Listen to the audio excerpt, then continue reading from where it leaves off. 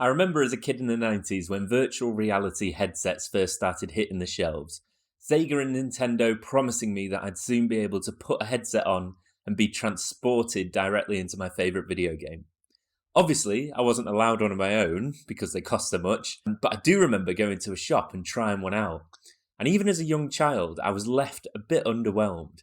Rather than suddenly inhabiting the body of Sonic the Hedgehog and running around the Green Hill Zone with the wind in my hair, I was acutely aware that instead I was just standing in a shop looking like a bit of a numpty while I waited for the thing to load. And it wasn't just me who experienced this disappointment. VR has taken several decades to really move into the mainstream. All that said, however, it hasn't gone away, and in fact, new improvements in technology, content available, and affordability are making it more and more popular. Plus, VR is now being used productively in various industries, so not just gaming, but to do some really useful stuff in education, healthcare, and manufacturing. What virtual reality has experienced over a 30-year period, and what I want to look at in this video, is what's known as the hype cycle. And I'm going to apply it to workplace wellbeing.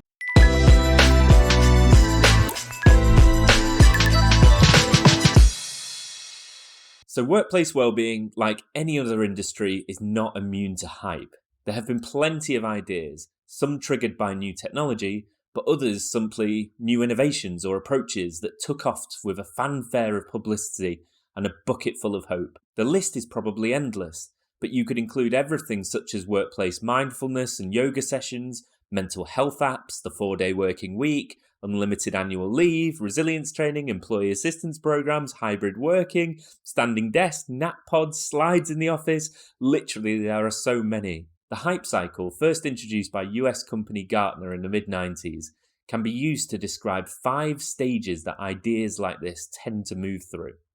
Step 1 is the initial trigger. A new idea or innovation comes along and everyone gets really excited. Step 2 is the peak of inflated expectations. The early publicity around an idea produces a swathe of high-profile success stories. Netflix have unlimited holidays for staff and it's making them millions of pounds in profit each year.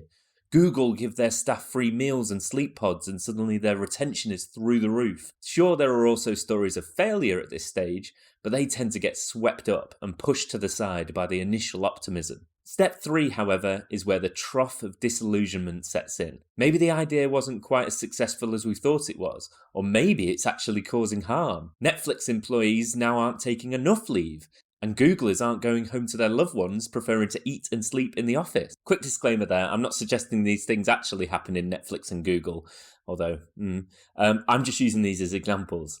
The point being is that we often have workplace wellbeing ideas that aren't quite as amazing as we thought they'd be at the start. It's often at this stage, however, that ideas start to drop off and disappear as well. Maybe unlimited leave wasn't the panacea we thought it was, so let's go back to how it was before, because that was perfect, right? Some ideas, however, do stand the test of time and move on to step 4. Gartner calls this the slope of enlightenment, where the innovation becomes more widely understood and second and third generation versions of the idea start to appear. And finally, we've got step 5, the plateau of productivity, where mainstream adoption takes place. The ideas have proven their value, they are used more and more by companies, and they evolve onto the next stage of maturity. Now, all this being said, I actually think the hype cycle itself is a bit oversimplified. First up, it's not actually a cycle, so I'm not sure where they got the name from. And more importantly, as with all these things, the reality tends to be a bit more complex. I doubt many of the well-being ideas I mentioned earlier have moved perfectly linearly through these 5 stages. But I do think there are nuggets of truth in the idea of the hype cycle, and there are definitely things we can learn from it. Firstly, for me, is not to get too excited about new workplace wellbeing initiatives. That's a miserable place to start. But more so, I think just trying to temper your initial expectations and not oversell an idea to your execs that you may have created. Organizations, especially the large ones, are such complex systems made up of equally complex human beings. It's near on impossible that you will stumble upon the wellbeing initiative or idea that suddenly fixes all of your company's problems or revolutionizes the way you work forever. And if you promise too much on the outset, it could damage your reputation and the uptake of future initiatives. However, just because something wasn't a magic bullet This also doesn't mean it has no value. Let's take the 4-day working week as an example of this. For some companies, this might be a great way to help employees manage their workload more effectively, and some of the initial research is really promising on this. But for other companies, it might not work quite as well. And for certain individuals working in these companies, well, it might actually increase stress, perhaps. Does that mean we should stop trying to reduce the psychosocial risk posed by workload or working hours, or that we should never consider amending the length of the working day or week as a way of achieving this? Of course not. But we need a way to sort the wheat from the chaff and look for aspects of that idea that might truly be useful in your context. Another key lesson for me, linked to this, is not to overreact to the negative press as well as the positive.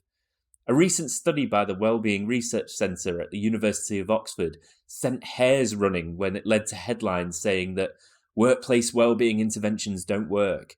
But even a casual look at the methodology used in this research will show you that it's not quite as robust as the media headlines would make out. And in fairness to the researchers themselves, the actual full article isn't as black and white as the headlines would make you think.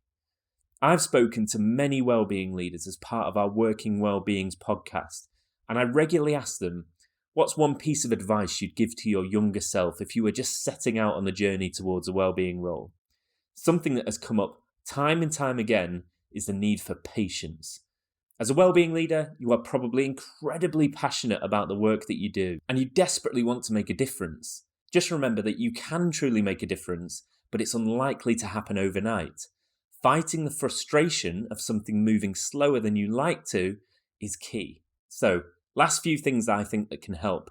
Evidence-based practice. I'm not going to go into a huge amount of detail about what that is now, but essentially ensuring your ideas are informed by reliable research where possible, rather than reacting to the latest trends or fads is key, and collect your own data to measure the impact of ideas and initiatives over time. Second one's human-centered design. So I'm always harping on about this. So again, I won't elaborate too much here. But in a nutshell, trying to co-create your well-being solutions with the people who they're used with, your own employees, not sitting in a dark room and plotting the next well-being initiative that you want to unleash onto your unsuspecting workforce. And lastly, you need to iterate and take a minimum viable prototype approach to your ideas. I love the metaphor that you can see on screen now as a way of describing how this works. So this is looking at how do we get a person from location A to location B. You could work on a vehicle to make the trip and make sure it's 100% complete before you give it to the person. You spend 6 months building the perfect car for the person to use, only to find out at the end of that time they can't drive and the final product was completely useless to them. Or instead, you could think of the easiest possible first step to help them out. Give them a skateboard. When they fall off, okay, well then let's add some handles. Too slow? How about pedals? Too much effort? Let's give it a motor. Your hair's getting wet? Well, let's make it into a car. Look, you might end up at the same end point, but at least it's been tested along the way and your final product is informed by feedback from your employees, right? Imagine you're launching a new well-being initiative or solution. Do not lock yourself away and build what you think is the perfect approach. Try it, fail, and iterate. Let me know what you think about the hype cycle in the context of workplace well-being. Have you ever experienced these stages? And how did you overcome the problems that they faced so that you can embed well-being solutions that really worked? I'd love to hear from you in the comments. And as always, if you want to join the conversation about these topics, the Working Well community is the best place to be. I'll leave a link in the description below. See you on the next one.